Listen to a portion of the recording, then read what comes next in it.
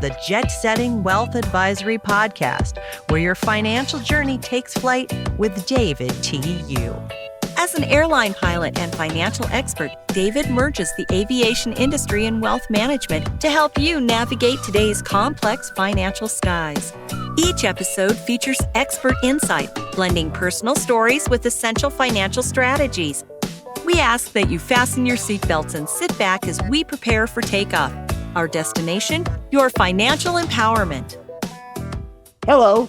Welcome to the Jet Setting Wealth Advisory Podcast. I'm your host, David T.U., and today we have an exceptional guest, Charles Reed.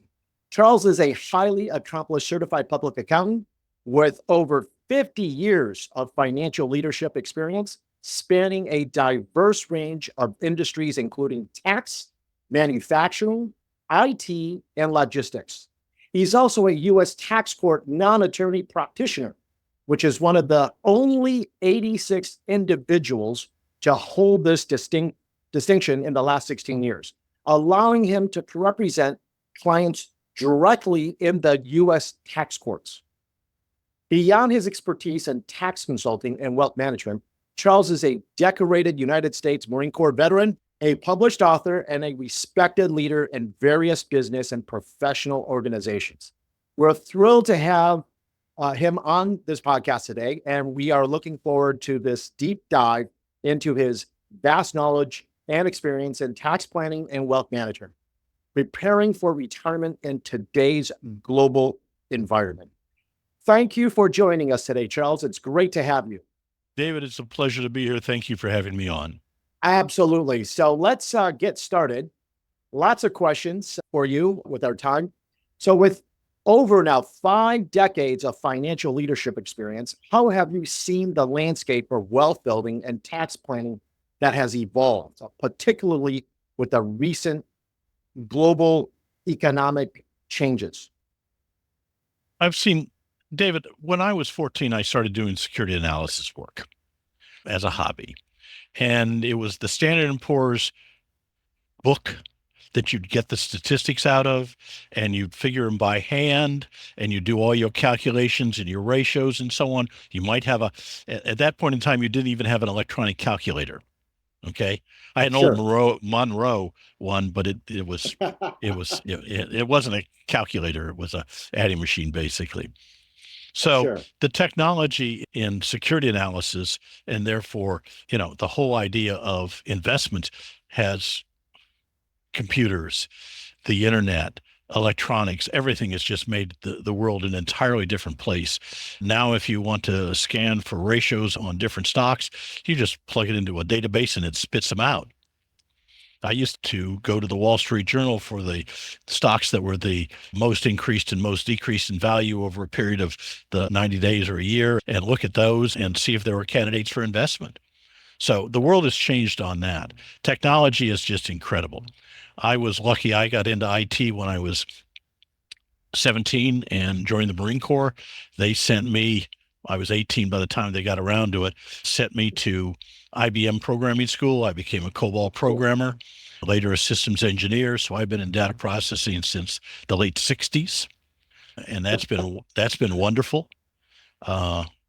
So the equipment, computers, I'm talking to you on a laptop computer, which had more power than when my father went to Naval War College, than the entire UNIVAC system had for the whole Naval War College system. I had more power sitting on my desk. I had more power on my phone. Sure. So the world has changed, hardware, software, techniques. It's much, much, much faster than it used to be. Everything is faster. I mean, the day traders are making trades on apps that are providing information on a moment-to-moment basis, where 50 years ago, you couldn't even have that information that day. So speed and technology certainly has evolved. Absolutely. Well, the technology has allowed the speed. Yeah, and absolutely. So it's a wonderful thing. It's a great time to be involved in. It's fascinating. You can do much, much more than you could 50 years ago, much quicker, and hopefully more successfully. Okay, fantastic. Let's go on to the next question. So you've got this unique qualification as one of the very few individuals to pass the U.S. Tax Court non-attorney practitioner examination. Can you share how this enabled you to better assist your clients, especially for small to medium-sized business owners, Of course. and navigate the complex tax and the potential tax disputes that they have? Well, what it allows me to do for $60 is file a petition with the U.S. Tax Court. Now, there's about 200 of us total in the U.S. that are allowed to do this. And so we operate as if we were a state licensed attorney within the U.S. Tax Court only.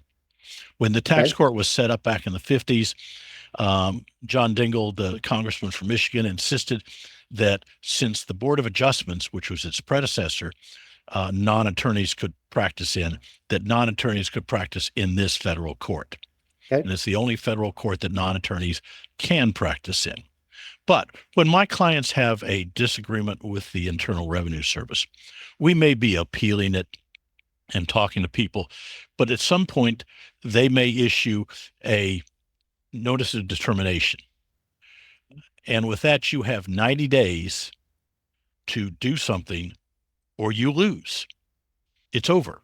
That's the end. That's the end of the line. So one of the things that allows you to do is file a petition with U.S. Tax Court. That's your ticket. That notice of determination is your ticket to tax court. So when you file that, the first thing that happens, you do up the petition, you file it, you pay your $60. If you're broke, you can do it for free. It goes to docketed appeals. So you get a whole new bite at the apple with people who are much more knowledgeable on the whole than the normal appeals office. And they're not interested in going to court. 95% of all U.S. tax court cases are settled pre-court. So even if you don't have the best case, you may get a settlement that you weren't getting before. They'll offer, say, well, you pay 50%, we'll call it quits. That's not uncommon. If you've got a good case, you just say no. You present your case. And a lot of times the IRS gets in a rut. They have you in collections and they don't really care anymore about the underlying real tax situation. It's in collections, and collections in the IRS is like collections anywhere else. They're paid to collect. They're not paid to adjudicate the case. When you take it to tax court, these people are paid to adjudicate the case. They'll look at the underlying tax liability. We have one right now that I just filed in tax court where they have penalized my client for not filing his W-2s on a timely basis back in 2016. I have the copy of the receipt from the IRS saying they have the file for this amount, which ties to his W-2s. Wow. I have absolute proof from them. We have sent this to them repeatedly, and they have ignored it. Wow. And so finally, we got a notice of determination. So I said, not a problem. We filed the petition. Cost me $60. I charged the client. And when it gets to docket appeals, the district counsel for the IRS will call me and I'll say, hey, let me send you the receipt that I've already sent repeatedly. He may actually have it in his file when he looks at it. This is absolute proof that we did this. So the civil penalty is null and void. And if he doesn't, well, then I'll just show up in court and hand it to the judge. So the listeners and the viewers on this is going to think in their head, like I am right now, why did the IRS not pay attention to the proof that you have sent them repeatedly and is continuing down this type of a legal process? David, are you married? I have a fiance. Okay. Then you understand. There's things that we as men and business people will never understand. I see. Women are I one of see. them. The Internal Revenue Service is another. I see. Okay. Okay. And if Understand. for your women listeners, you don't understand men, and that's okay. We don't understand you. But I have no idea why the IRS refuses to look at this. We have sent it to them repeatedly. Wow. There is no argument. I mean, it's their document that they created. It's in their files. Wow. Okay. It's unbelievable. That is unbelievable. The IRS makes millions of mistakes a year. It's 100,000 civil servants. And being civil servants, they don't have the same profit motive that we have as business people. Sure. Okay. That makes sense. They are overworked. Their budget is tight. They are undertrained in many cases. They're civil servants. The last I heard, 40% of them were eligible for retirement in the next 2 years. Wow. That's a lot of brain drain. Yeah, no, a lot of them won't retire, but they're eligible. So at that point, their motivation may not be the same as ours. As I'm getting ready to retire, I realize my motivation for growth is not what it was. Now, my employees are, and they're going to get the business, so they're continuing to grow it. Sure. But I don't care as much anymore. Understand. My retirement's set, and so, Let's talk a little bit, being that you mentioned 100,000 civil servants looking for the Internal Revenue Service, and also the fact that in the last couple of years, or I should say 2 years ago, there has been a budget that has been earmarked specifically to provide the IRS with a budget that is right around 85 or 86 billion dollars over the next 10 years to hopefully rebuild their infrastructure, their technology, and of course, adding on more human resources. What's your thought about all that? Everybody should pay their fair share of taxes. Okay. Fair share. We can argue what fair share is. Sure. That's a whole nother ball game. Sure. Absolutely. We all need to pay our taxes to make sure that the country continues to run and runs well. Okay.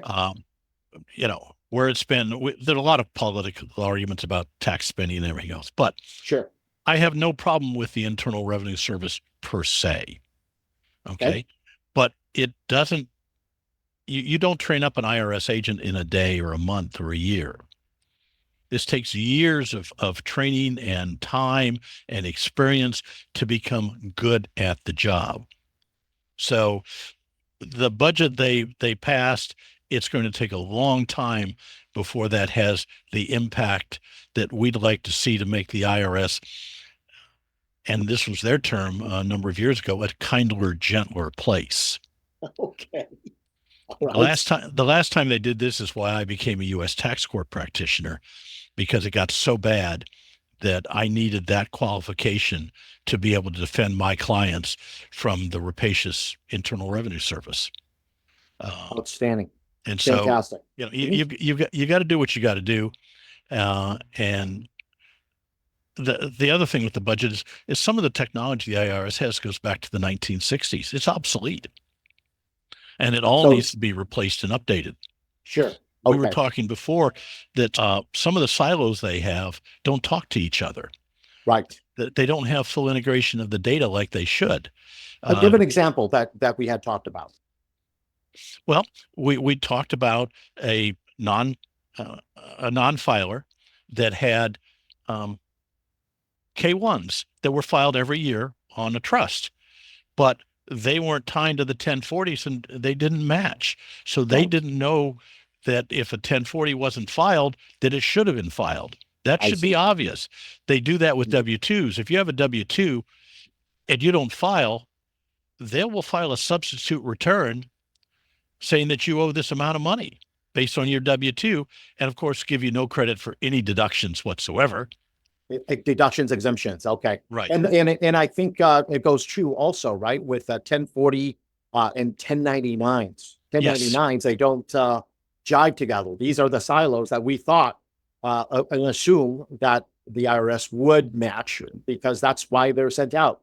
but in fact, it may not be matching. In a lot of cases, it doesn't match. I had this with my mother at her death. Uh, there was a discrepancy between what we filed and what they said, and we had filed things that they didn't have, and they had apparently some things that my mother hadn't. She was elderly, had not gotten or kept, and so I said to the IRS, "Okay, fine. I'll tell you what we'll do. If you don't like the return I filed, you file a substitute return for what you have, Okay. and send me the refund." Got it. Okay. And they said, well. And they end up, since my mother was passed, there was no way to go after her. So they accepted the return and moved forward. Okay. Because it was a more complete return than what they had. And this is something that I don't advise clients to do, but in many cases, those 1099s from odd people, they'll never end up being recorded against your tax ID number. I see. Wow. Paper ones, typo errors, all, a lot of these things are still entered by hand. Sure. Well, you enter them by hand, there's going to be typos. Absolutely. And so, Absolutely. I had a client who had a retirement thing they said that the IRS said she owed money on, and we never found it. We couldn't find it. The people who issued it, we called them and they said, we don't know. Okay. And it was not in the bank. She never received the money and so on. And so we did up an affidavit for the IRS, and they said, okay. And it went away, but they had it, but they could not prove that it was really hers. And she said it wasn't. So and that's another point. The IRS makes millions of mistakes. Don't accept what they say. If it's wrong, fight them. That's why I became a U.S. tax court practitioner, because it gives me another bite at the apple. Fantastic. Dealing with the IRS is appeal until you find somebody that says, oh, okay, that makes sense. Then say thank you and go away. Don't keep arguing. All right. We'll come back to this point here in a little bit. Let's continue with the next question, which is, what do you think are some of the most significant tax planning strategies that you perhaps would recommend to individuals or small to medium-sized business owners who are looking to maximize wealth and after-tax dollars while also minimizing tax liabilities in this environment? Wow, that's a huge question. It's a huge question. Yes, and it's something that each person needs to sit down with their CPA and look at, because there's a million ways. One of the things that we used for years was for small business owners that owned the building. We would set up a separate company for the building, and we would hire the owner as the building manager. I see. And we would do that and set up then in that company a defined benefit pension plan. Absolutely. That would consume the entire money that he was being paid. The cash flow. Yes. So absolutely. all of that $10 or $20 or $30,000 or $40,000 a year got set aside pre-tax. Fantastic. That's one of them. Anything that you can do to take ordinary income and convert to capital gains. Sure. That's why you buy buildings. That's why you buy assets, because you can convert ordinary income to capital gains over time. I just had a conversation at the poker table yesterday about a gentleman who was selling a piece of property, and he bought it in August and was getting ready to sell it. And, other than 1031, which like kind exchange, there's not much he can do to turn it into long-term capital gains. So I put him on to a 1031 broker who could help him convert that gain into a new property and defer the taxes. Understood. So have you looked at also back in the 2017 Tax Cut and Jobs Act, where there was this new IRC chapter in regards to qualified opportunity zones and qualified opportunity zone funds? And know anything about that, or have any comments about that? anytime you can use a tax credit from the government, use it. We don't find a whole lot of opportunity in this area with my clients, so it's not something that I've gotten heavily into. We do have some in Oklahoma that, because of the Native American population, we're able to get some tax credits. We have some people that do hire ex-felons and get some tax credits that way. So it in your business, you need to know what tax credits are available and see if they are useful for you. Empowerment zones, if you're going to be operating in those, know what's going on. They are limited, they are, specific and so on. But in certain industries, in certain businesses, in certain locations, talk to your CPA. He should be aware of those. If he's not, find another CPA. Fantastic. Well, let's talk about that. So in your background, it says get payroll, and you are not only as a CPA, but also a representative in the U.S. Tax Board authorized. Can you give a little background about that? Because people that are watching this are probably going to be asking this. Well, Get Payroll is a payroll service provider. We provide payroll services and payroll-related services to small and medium businesses around the country. We're a national payroll provider. We're a small and much better service version of ADP. Okay. Fantastic. When you call us, you'll talk to a real person, and you'll be able to talk to the same person more than once. And one of the things that funny thing, years ago, I called ADP and I said, I want to talk to the president. And the operator said, the president of what? And I said, president of ADP. And she said, hold on a minute. And she put me on hold, and she came back and said, he doesn't have a phone. I said, Miss, you're telling me that the president of a multi-billion-dollar international corporation does not have a phone on his desk? Wow. She said, well, he might, but we can't connect to it. And so I said, in other words, no customer can call in and talk to the president of the company that's doing his payroll. And she said, oh, that's right. And by now I'm just cracking up. And I hung up and I went on my way. We made a campaign out of that in our advertising. If one of our clients calls and isn't happy with their customer service rep, all they have to do is ask for Charles.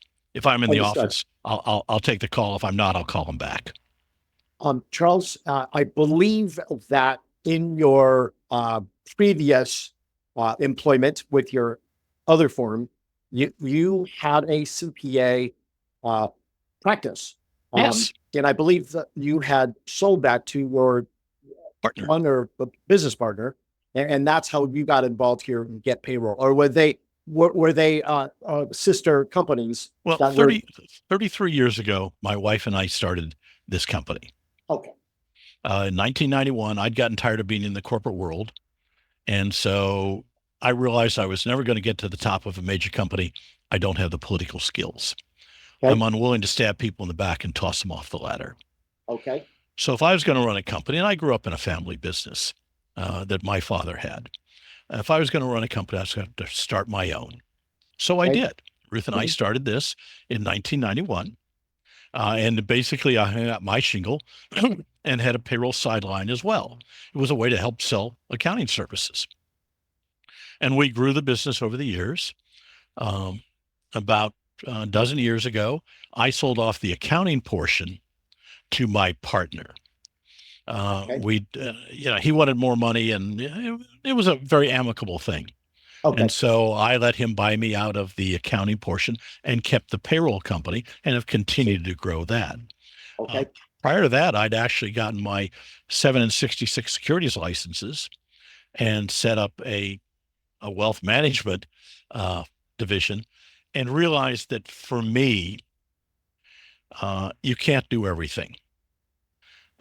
And if I was going to service my clients' tax needs, I couldn't as well service their investment needs. I didn't have enough time to be an expert on both. So I got out of the wealth management business Mhm. Let people like you do that. I actually no longer do my own investing. I have a professional that does it for me because I don't have the time to do it. And to be, as you well know, and your clients should understand, to really be on top of the market and know what you're doing in the investment uh, world, that's a full-time job. Absolutely. You can't be um, a payroll expert and a tax expert and an investment expert. You can't do all of those. There's no way.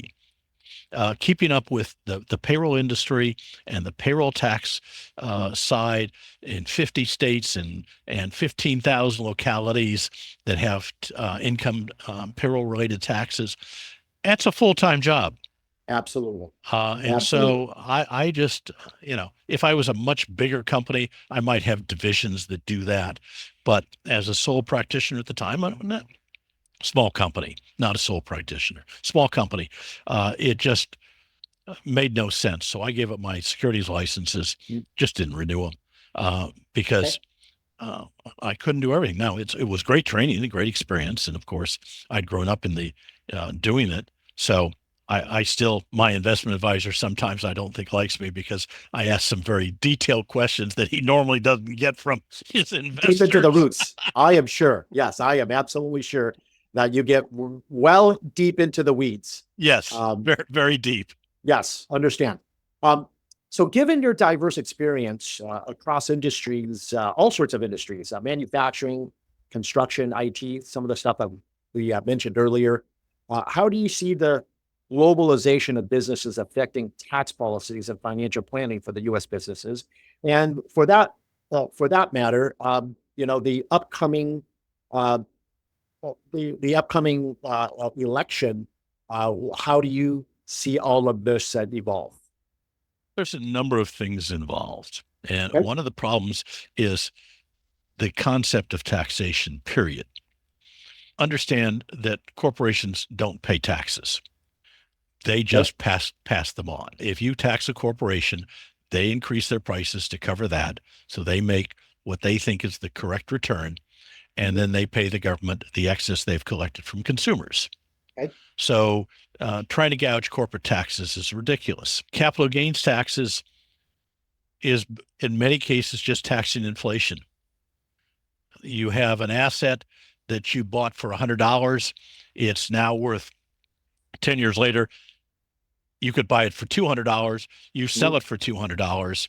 You really made no money, but yet you have $100 of capital gains to pay taxes on. I see. Mhm. I have my master's work was in taxation, and there's a lot of misunderstanding about taxes and how it works and what it really is. And politicians on various sides of the aisle view taxes differently. Mhm. Uh, when they say tax the rich, uh, you're never going to tax the rich. They will find ways around it. For every law you pass, they will spend huge amounts of money with very, very sophisticated and talented people like me to find ways around it. Mhm. Okay. It's going to fall on the middle class as it always does.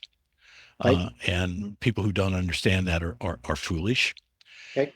Now, in addition, when you talk internationally, companies are going to take advantage of different tax rates in different countries, and move money and facilities and businesses as is in their best interest. Sure. Of Major course. international companies do this all the time. Starbucks does it by moving profits into some European countries. Sure. Uh, Apple is a big proponent of this sort of thing. exactly. And when Trump did his tax change, a lot of that was brought back to the U.S. at a lower tax rate, and billions and billions of dollars flowed back into the U.S. and taxes on it Mhm. because it was made desirable from a tax point of view to do so. Okay. Uh, to try and penalize companies illegally to because of what they've done with taxes overseas is foolish and short-sighted. You Okay. need to make the U.S. If they'd make it the lowest corporate tax rate in the world, everybody be coming here rather than going to low tax places. Sure. So, That makes sense. there's a lot of things that can be done. I think that from a tax point of view for businesses, some of the Trump tax policies made a lot of sense, Okay. and the Biden policies did not. Okay. Uh, you know, don't misunderstand me. Everybody needs to pay their fair share. We have to have taxes to make the company run, to make the country run. We don't have a choice. Sure. So understand that.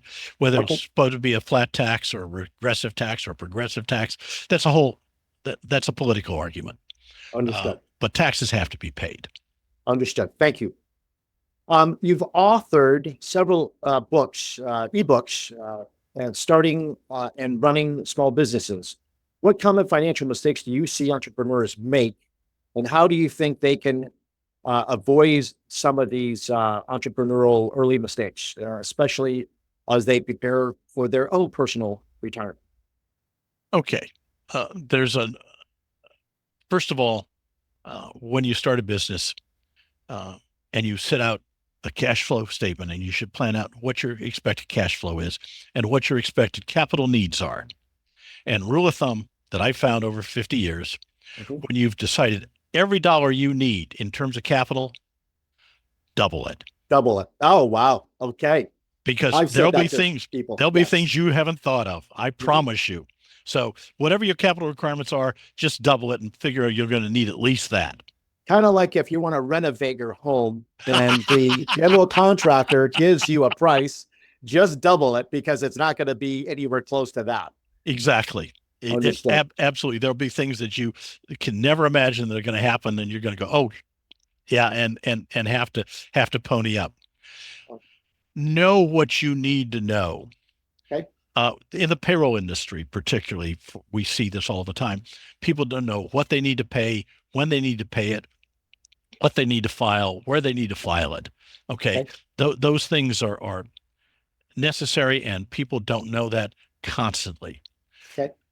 Another thing for small business is don't pay people under the table. Sure. Please. It's tax fraud. You're just asking for the IRS to come down on you with a hammer.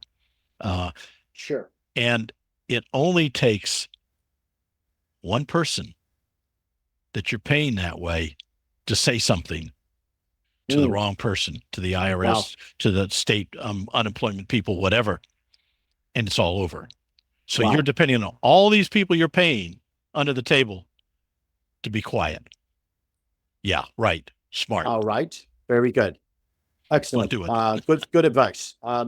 So you're part of the Rotary Club of Dallas. Is that still correct? On the Veterans Coalition of North Central Texas, where I have resigned from the Veterans Coalition because of time constraints, but I was on the board of directors for a number of years. Enjoyed that. I am still a member of the Rotary Club of Dallas. I don't attend as many meetings as I should anymore, but okay. So I still send in my dues every year. All right. Well, that's good. I'm sure they appreciate that. Well, being part of and being involved in these type of organizations, how does that help influence your perspective in terms of just general overall serving the community, helping your clients and these organizations in terms of helping them in terms of wealth building and of course financial security, that the advice that you provide for both the veterans and the broad community that we live in, which is the general Dallas area. People accuse me of having wisdom. That's a terrible thing, Charles. Terrible. I don't think I have as much wisdom as I do experience. Okay. You call it that. And that's the thing. I've made a whole bunch of mistakes. Okay. And I can tell people, if you do that, this is going to happen. Okay. If you don't do this, this is going to happen. I've been given a lot of advice and a lot of help over the years from a lot of sources. Okay. And I think it behooves me to give that back to the community when I became able to do so. I joined the Fantastic. Rotary Club in my mid 40s because I was able to spend the time and the money to be able to do so.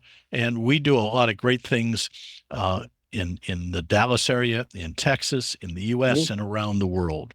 Mhm. We are the core mover behind elimination of polio, which has almost been eliminated in the world. We've spent billions of Right. dollars and hundreds of millions of man hours over the last 40 years in doing that. And we're almost there. And hopefully in the next decade, we'll eliminate polio in the wild. I see. And that would be a wonderful thing. Many people don't remember what it was like in the 50s with polio before the Salk vaccine. If they did, they would understand why it's so important, because if it comes back, it's going to be devastating. Absolutely. Certainly would appreciate the this type of vaccine that is now available to everybody. Right. Let's talk about the pandemic that was just out a couple of years ago, the COVID-19.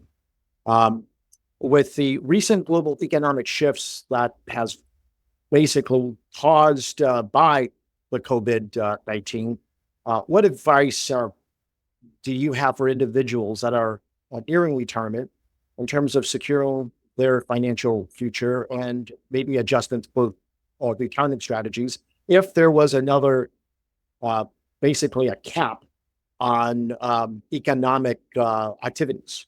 Well, obviously, you want to have a plan in place Sure. that can survive the ups and downs, and sometimes you're going to have to give up growth for security. And that's something that each individual has to measure what their Mhm. risk tolerance is. Mine used to be fairly high. My risk tolerance at 75 is quite low. Wow. Okay. Thanks for sharing your age. And, I and, would and not I, have recognized that. thank you. You look great. Well, it's exercise. Exercise is the Ah, fountain of youth, I promise you. 3 times a week with a trainer. well But, taken. but, so you have to plan for the future and realize, as we had a once in 100 years pandemic, Mhm. I lost my paternal grandmother Mm. to the flu epidemic of 17 Okay. when dad was 3 years old. Mhm. Sure. So it happens, and it will happen again. There'll be another one at some point. We don't know when, we don't know why, but there'll be another disaster like there always is. Next time it may be a meteor crashing. Who knows? Who knows? But there Yep. will be disruptions. Now, I don't believe in being a prepper. Okay. I don't have 30 years of food stored in the basement. Okay. Sure. But Sure. and so some disruptions you can't plan for. Uh, we do a lot of ACH transactions, Okay. and my bank I used to use, had come to me. They put in a new ACH manager, and he said, Charles, you need 3 times your maximum ACH exposure in the bank in cash. Okay. Well, I have the ACH because I'm moving clients' money every day, all their Absolutely. payrolls, Sure. you know, Sure. hundreds of millions of dollars a year. Okay, billions. Uh, and there's no way I have that kind of cash. I don't have that kind of business. Nobody in the payroll business does. Sure. So I said to him, if all my clients' payrolls fail on the same day, it's not a banking problem. You don't need to worry about it. What you need to worry about is arable land to grow food and a gun to protect yourself, because the world economics has completely and totally collapsed. Okay. Absolutely. Understood. Because Understood. everybody's not going to void their payroll on the same day. It's not going Right. to happen. Right. It's over if that happens. So Sure. he never did understand that. So we found another bank. Okay. Uh, Okay. so Understood. there's some things if you want to be a prepper and plan for, that's fine. Uh, I don't believe in that. I don't think Okay. we're ever going to that completely collapse. It's possible, but you need to plan for disruptions, and you need to be prepared for it. Um, so, yeah. So I'm in a week and a half from now, actually a week from today. Sorry, a week from today, I will be attending and presenting at the Florida Institute of Certified Public Accountants in their South Florida Accounting Conference, where I will be talking about the generational shift from the boomers wealth transferring over to the next generation. So there's going to be a lot of transactions Yes. that's going to be taking place, Yes. whether it's real estate, privately held businesses, or other types of stocks and stuff that's going to be basically transitional. What are some of the most effective strategies that you have seen and have noticed that you can share with us to be able to have these people that are in that transition to the next generation in terms of their wealth to their retirement, helping them retirement and also mitigate taxes? Okay.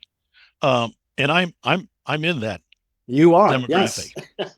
and there's things I'm doing. For instance, I'm selling this business Oh, to okay. to my employees. Okay.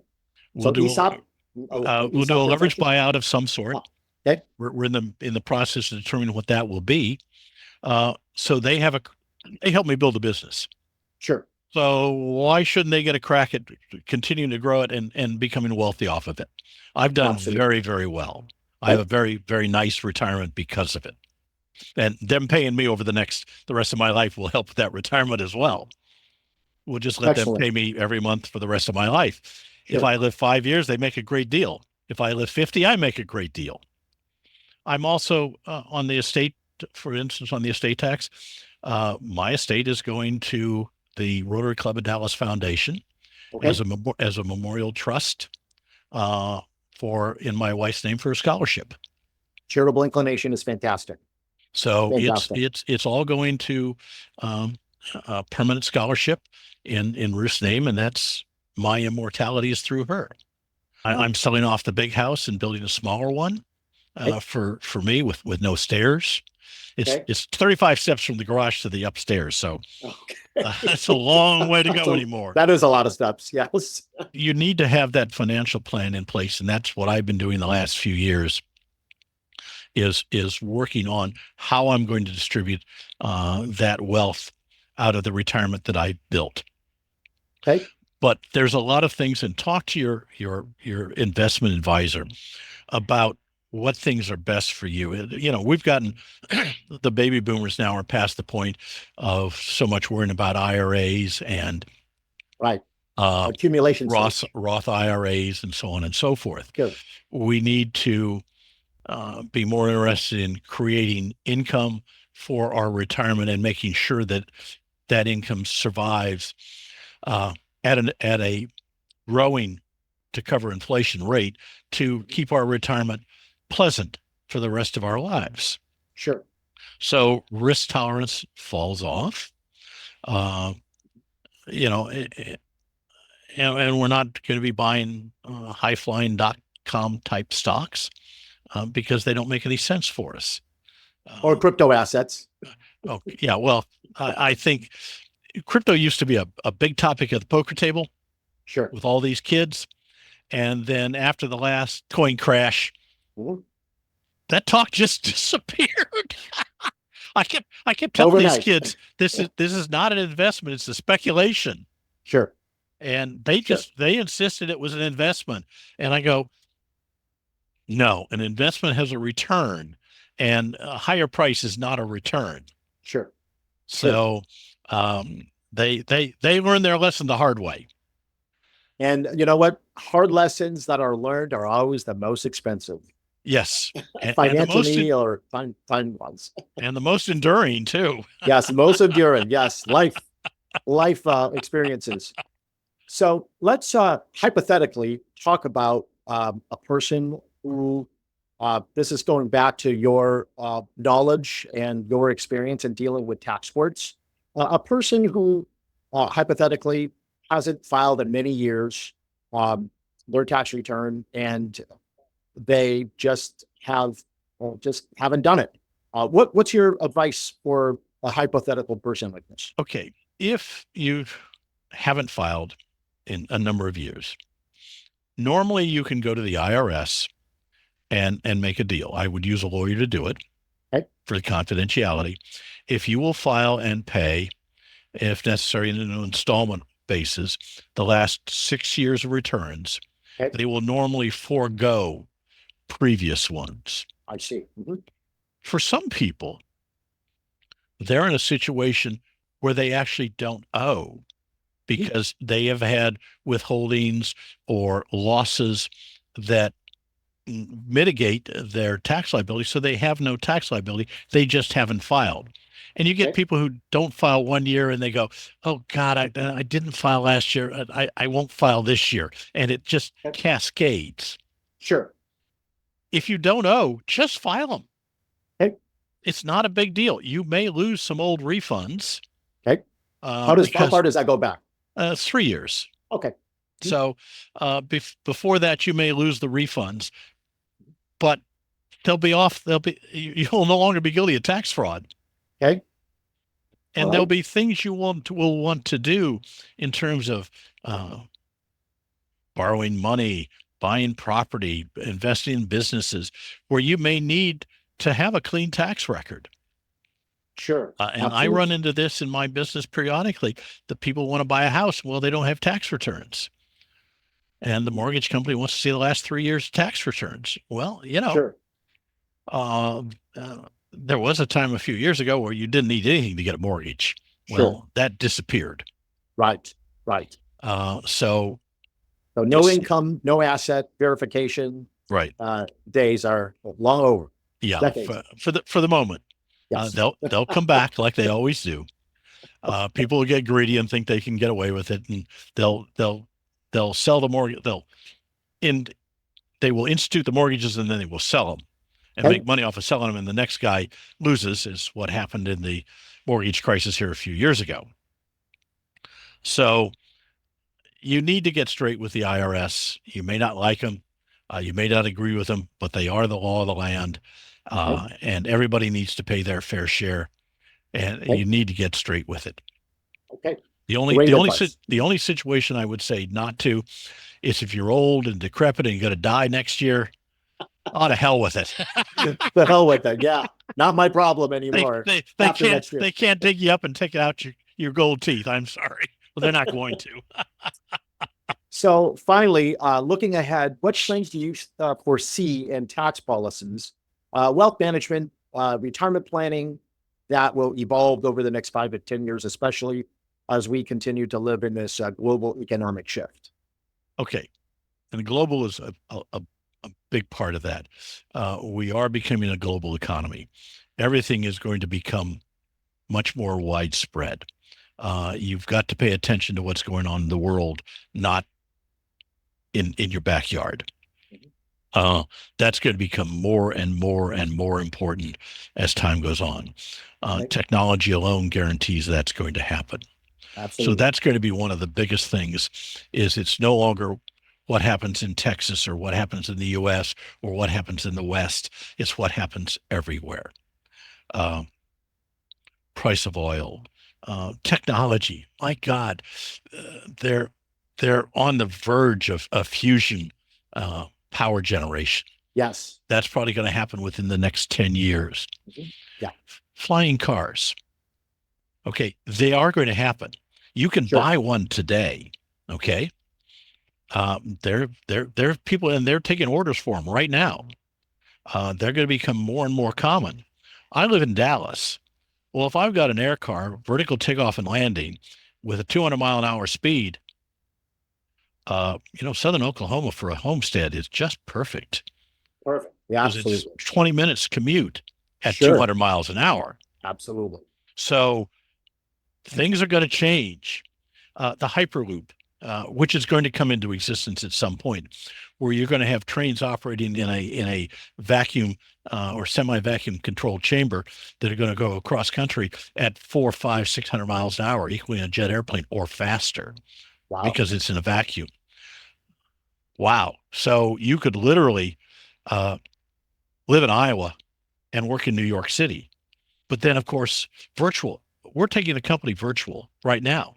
We're selling this building. In fact, I go close on this building this afternoon. I'm selling it. Oh, congratulations. Thank you. Long-term capital gain. Yes. And I got capital losses to offset part of that anyway. Even better. And I'm harvesting some losses as we speak this year. Okay. Everybody's working from home and it's working fine. Okay. So the idea of, working in New York City and commuting to Iowa, you probably can do that right now electronically. Sure.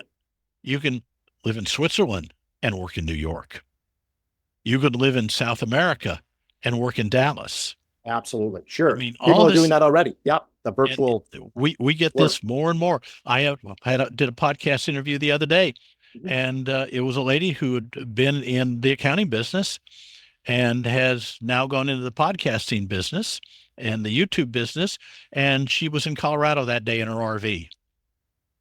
I did one with a guy in Europe who spends in Scandinavia and the winter in Spain, and spends the year driving back and forth between the two in increments.